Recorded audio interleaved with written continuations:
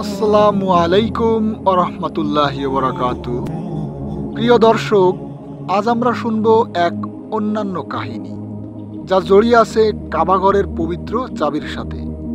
এটি কেবল একটি চাবির ইতিহাস নয়, বরং ইসলামের ন্যায় বিচার, দায়িত্ববোধ আর নবীজি মুহাম্মদ সাল্লাল্লাহু আলাইহি সাল্লামের দয়া ও সুবিচারের বাস্তব উদাহরণ।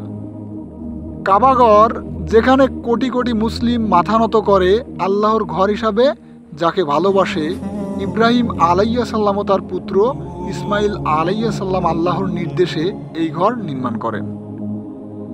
কাবার একটি বিশেষ দরজা আছে, আর সেই দরজার একটি চাবি। এই চাবি শুধু একটি লোহা নয়, বরং একটি আমানত, একটি দায়িত্ব। প্রাচীনকালে কাবাঘরের চাবি রক্ষার দায়িত্ব ছিল সাইবা বংশের হাতে। তাদেরকে সাদানা বলা হতো, অর্থাৎ চাবির রক্ষক। শত শত বছর ধরে এই দায়িত্ব তাদের পরিবারেই থেকে যায়। কাবার দরজা সবসময় বন্ধ থাকতো না, তবে বিশেষ সময়ে খোলা হতো। হাজিরা কাবার ভেতরে প্রবেশ করে নামাজ পড়তো, কিন্তু কে কখন প্রবেশ করবে সেই নিয়ন্ত্রণ থাকতো চাবিরক্ষক পরিবারের হাতে। হিজরতের ৮ম বর্ষে মহানবী সাল্লাল্লাহু আলাইহি সাল্লাম মক্কা বিজয় করেন। বিজয়ের দিন তিনি সবার সামনে ঘোষণা করেন, আজ মাথা উঁচু করার দিন নয়, বরং নম্র হওয়ার দিন। সেদিন তিনি কাবার দরজা খোলার নির্দেশ দেন। দরজা খোলার জন্য কাবার চাবি আনা হয়। তখন চাবি ছিল উসমান ইবনে তালহা নামের এক ব্যক্তির হাতে, যিনি সাইবা বংশের উত্তরসূরি। কাহিনীতে আসে, যখন নবীজি সাল্লাল্লাহু আলাইহি সাল্লাম কাবায় প্রবেশ করতে চান, উসমান ইবনে তালহা শুরুতে চাবি দিতে অনীহা প্রকাশ করেন, কারণ তিনি ইসলাম গ্রহণ করেননি তখনও।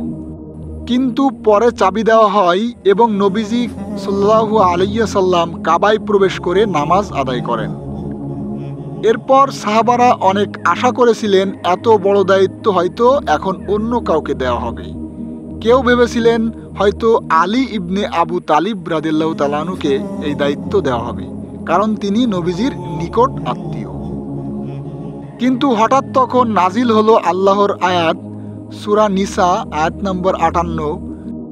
নিশ্চয়ই আল্লাহ তোমাদের নির্দেশ দেন, যে আমানত তার যোগ্য তাকে তা ফিরিয়ে দাও।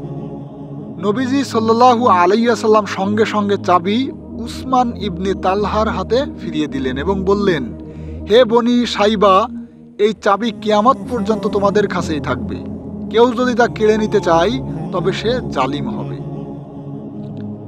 এই ঘোষণার পর থেকে আজ পর্যন্ত কাবার চাবি সাইবা বংশের হাতেই আছে।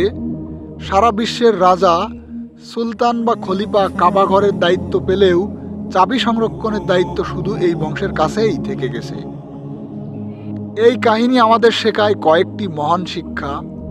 আমানত রক্ষার গুরুত্ব, যা কারো হক তাকে তা ফিরিয়ে দিতে হবে। ক্ষমতা থাকলেও অন্যর হক কেড়ে নেওয়া ইসলাম সমর্থন করে না। ইসলাম শুধু নামাজ রোজার ধর্ম নয়, বরং ন্যায় বিচার ও দায়িত্ব পালনের শিক্ষা দেয়। নবীজি সাল্লাল্লাহু আলাইহি সাল্লামের সুবিচার আমাদের জীবনের প্রতিটা ক্ষেত্রে আদর্শ হয়ে থাকবে। প্রিয় দর্শক, কাবাঘরের সেই চাবি আজও সাইবা বংশের হাতেই আছে। যুগ বদলেছে, রাজা বদলেছে, সুলতান বদলেছে, কিন্তু আল্লাহর রাসূল সাল্লাল্লাহু আলাইহি সাল্লামের সেই ঘোষণা আজও অটল। এ কাহিনী প্রমাণ করে ইসলাম হলো সত্যিকার ন্যায় বিচারের ধর্ম, যে ধর্ম মানুষকে শেখায় ক্ষমতার অহংকার নয়, বরং দায়িত্ববোধ আর আমানতের হক আদায় করতে।